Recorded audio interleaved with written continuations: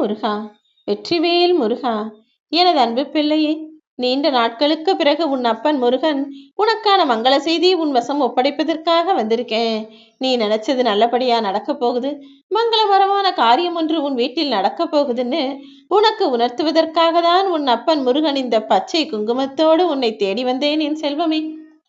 எப்போதுமே நல்லது நடக்கணும்னு ஆசீர்வதிச்சு நான் உனக்கு விபூதியை கொடுப்பது தானே வழக்கம். இன்னைக்கு என்ன பச்சை குங்குமத்தோட வந்திருக்கேன்னு யோசிக்கிறியா? இது உனக்கு எல்லா காரியத்தையும் வெற்றிகரமாக கொடுக்க போகிற குங்குமம். உன் வாழ்வில் அதிர்ஷ்டத்தை கொண்டு வரப்போகிற இந்த பச்சை நிறத்தை உனக்கான காரியங்கள் நல்லபடியா நடக்கப் போகுதுன்னு சொல்வதற்கான அறிகுறியாகவும் நீ எடுத்துக்கொள்ளலாம் என் செல்வமே. என் பிள்ளையான உன்னை அந்த மூங்கில் மரம் போல உயரமாக வளர வச்சு உன் வாழ்க்கையில ஜெயிக்கும்படியும் எல்லாருக்கும் ஒளி கொடுத்து நீ ஜொலிக்கும்படியும் செய்ய போறேன். ஆம் என் செல்லமே, நீ எதற்குமே பயன்பட மாட்டேன்னு நினைச்சவங்க கண்ணு முன்னால அவங்களுக்கே நீ உதவி செய்யக்கூடிய அளவுக்கு உன் வாழ்க்கையை நான் உயர்த்த போறேன். நான் என்கிற அகம்பாவம் உனக்குள் ஒருபோதும் வரக்கூடாது. அவனா நானா நினைக்கக்கூடிய அந்த பொறாமை எண்ணமும் எல்லாமே எனக்கு தான் கிடைக்கணுன்ற பேராசையும் ஒரு மனிதனை நிம்மதியாக வாழவிடாது என் செல்வமே.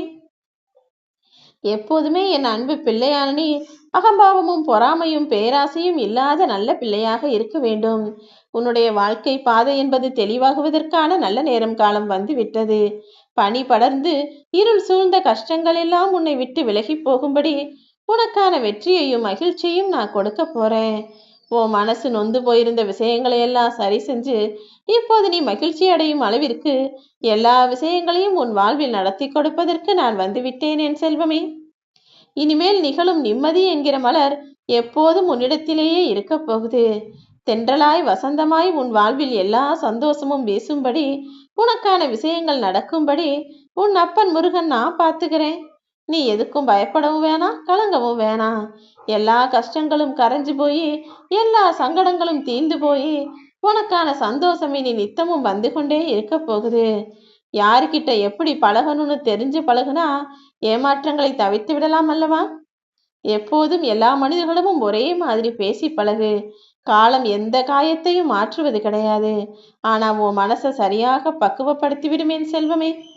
உன் மனசுல உனக்கு என்ன ஆசைப்பட்டியோ அதையே நான் உனக்கு நிச்சயமா நடத்தி கொடுப்பேன். என்ன ஒண்ணு, கொஞ்சம் நம்பிக்கையோடையும் பொறுமையோடையும் உன் அப்பன் முருகன் மீது பக்தியோடையும் நீ காத்திருந்தால் போதும். ஒழுக்கத்தோடு வாழக்கூடிய என் அன்பு பிள்ளையான உன்னை உண்மையான தெய்வத்திற்கு சமமாக நான் சொல்லுவேன். ஏன்னா ஒழுக்கம்தானே மனித உயிரின் அமுதம் போன்றது. நல்ல எண்ணத்தோட நல்ல செயல்களோட யாரையும் ஏமாற்றும் குணமே இல்லாத ஒழுக்கத்தோடு பயபக்தியோடு வாழும் என் அன்பு பிள்ளையான நீ பழிக்கும் பாவத்திற்கும் அஞ்சி யாருக்கும் எந்த கெடுதலும் செய்ய யோசித்தது கூட கிடையாது. அப்படி இருக்கும்போது உன்னுடைய மகிழ்ச்சியை நான் எப்படி உன் வாழ்வில் வரவழைக்காமல் இருப்பேன்? உன்னுடைய துயரங்கள் எல்லாம் விலகி போய் மகிழ்ச்சியும் சந்தோஷமும் உன்னை ஆட்கொள்ளும்படி நான் செஞ்சு காட்டுறேன். உன்னை தவறாக புரிந்து கொண்ட மனிதர்கள் யாராக இருந்தாலும் நீயும் அவங்கள தவறாக நினைக்க வேண்டாம் என் செல்வமே. அவங்களுக்கு புத்தி இல்ல, அவங்களுக்கு அவ்வளவுதான் அறிவு. அதனால உன்னை பத்தி தவறா நினைக்கிறாங்கன்னு நினைச்சிட்டு போ. இங்கு வாழக்கூடிய மனிதர்கள் எல்லாருமே எல்லாரையுமே சரியாக புரிந்து கொள்ள முடியாதல்லவா? ஒவ்வொருவர் மனநிலையும் இங்கு வெவ்வேறானது.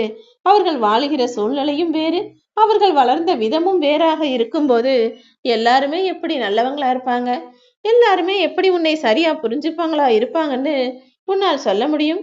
எல்லாவற்றையும் புரிந்து கொண்டு நீ அமைதியாக இரு.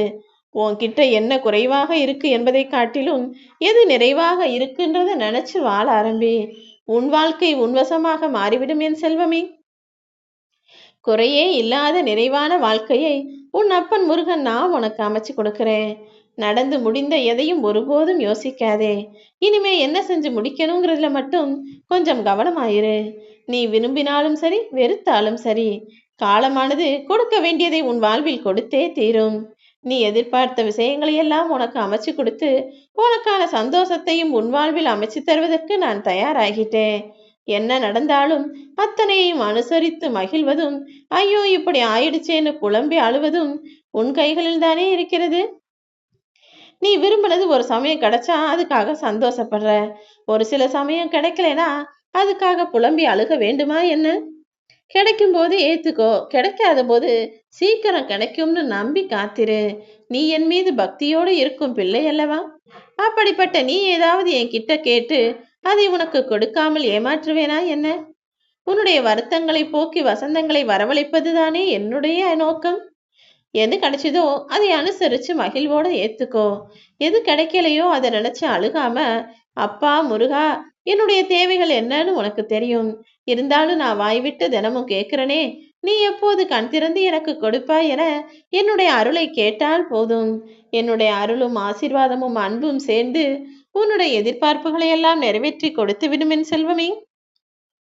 இப்போது அப்படிதான் நீ என்கிட்ட ஆசையா கேட்டதை உனக்காக முடிச்சு கொடுப்பதற்காகவே பச்சை குங்குமத்தோடு உன்னை தேடி வந்து உன்னுடைய ஆசைகளுக்கும் பச்சை கொடி காட்டிவிட்டேன் என் செல்வமே. நீ நினைச்சது இப்போதும் உன் வாழ்க்கையில வந்து சேரப்போகுது. உன்னை அவமானப்படுத்தியவர்களுக்கெல்லாம் வார்த்தையில பதில் சொல்ல வேணாம் நான் சொன்னேன் அல்லவா? இதோ உன் வாழ்க்கையின் மூலமாக நீ பதில் சொல்ல போகிறாய். உன் தலை நிமிர நிமிர உன்னை கஷ்டப்படும்படியாக பேசியவர்கள் தலையெல்லாம் குனிந்து போக போகுது. உன்னை அவமானப்படுத்தியவர்கள் எல்லாம் அதற்கு உண்டான தண்டனையை அனுபவிக்கும் நேரம்தான் இது. எல்லாருக்கும் எல்லா நேரங்கள்லையும் நீ பதிலளிக்கணும்னு தேவையில்லை என் செல்வமே. சில நேரங்களில் நீ அமைதியா இருந்தா போதும். யாருக்கு எப்போது எப்படி பதில் சொல்லணுங்கிறத உன் அப்பன் முருகன் நான் பார்த்துக்கிறேன். நீ யாராக இருந்தாலும் சரி, உறவா இருந்தாலும் சரி, உன் கூட நட்பாக பழகிய மனிதர்களாக இருந்தாலும் சரி, ஒருபோதும் எந்த காரணத்துக்காகவும் யாரையும் ஏமாற்றிவிடக் கூடாது என் செல்வமே. நீ எப்போதும் உண்மையாய் பேசக்கூடிய, உண்மையாய் பழகக்கூடிய ஆளாக இரு. ஏன்னா உண்மையும் நேர்மையும் அழியாத சொத்துக்கள். அது எப்போதுமே காலம் போக போகத்தான் அதன் மகத்துவத்தை மற்றவர்களுக்கு உணர்த்தும். நீயும் உண்மையா நேர்மையா வாழ ஆரம்பிச்சினா உன் வாழ்க்கையில உனக்கு கிடைக்கக்கூடியதையெல்லாம் நான் அமைச்சு கொடுப்பேன். கடும் உழைப்பில் செலவழிக்கப்பட்ட ஒரு நாள் என்பது நல்ல உறக்கத்தை தரும் தானே. அதாவது நீ ஒரு நாள் நல்லா கஷ்டப்பட்டு வேலை செஞ்சினா அன்னைக்கு நாள் நிம்மதியா நீ தூங்கிடலாம். அதே போலதான் கடும் உழைப்பில் செலவழிக்கப்பட்ட உன்னுடைய வாழ்க்கை என்பது நிச்சயமாக உனக்கு அழியாத புகழை பெற்றுத்தரும். உழைப்பும் நேர்மையும் உன்கிட்ட இருக்கும்போது நீ எதை நினைச்சு எதுக்காக கவலைப்படணும்? புகழையும் பேரையும் செல்வத்தையும் சிறப்பையும் நான் உனக்கு கொடுக்குறேன். அடுத்தவர் விரும்பி எப்படிதான் பேசணும்னாலும் போய் தான் பேசணும். ஏன்னா மற்றவங்க விருப்பத்துக்காக நீ வாழ வேணாம். எல்லாருக்கும் பிடித்த மாதிரி இந்த உலகத்தில் யாராலும் வாழ முடியாது என் செல்வமே. அடுத்தவருக்கு பிடிச்சா மாதிரி நடக்கணும்னு நினைச்சு நீ பொய் பேசவோ அல்லது அவங்களுக்கு பிடிச்சா மாதிரி நடிக்கவோ வேணாம். என்ன நடந்தாலும் யார் எதை எதிர்பார்த்தாலும் பார்த்துட்டு போட்டோம். நீயா இரு. யாருடைய எதிர்பார்ப்பையும் நிறைவேற்ற வேண்டிய தேவை உனக்கு இல்லை என் செல்வமே. நீயாக உண்மையான ஆளாக இருந்தால் போதும். ஆகாயமா இருந்தாலும் சரி, கடலின் நடுவாக இருந்தாலும் சரி, அல்லது மலைக்குள்ள இருக்கக்கூடிய குகையாக இருந்தாலும் சரி, என்கிட்ட ஒரு தவறு செஞ்சுட்டு அங்க போய் கூட யாராலும் ஒழிய முடியாது. ஆகாயமோ கடலோ மலையோ எங்கிருந்தாலும் மனிதர்கள் தான் செய்த தவறுக்கான தண்டனையையும் நல்லதுக்கான நன்மையையும் பெற்றே தீருவார்கள். உன் வாழ்விலும் உனக்கான நல்லதை நான் நடத்தி கொடுக்க நேரம் வந்துருச்சு.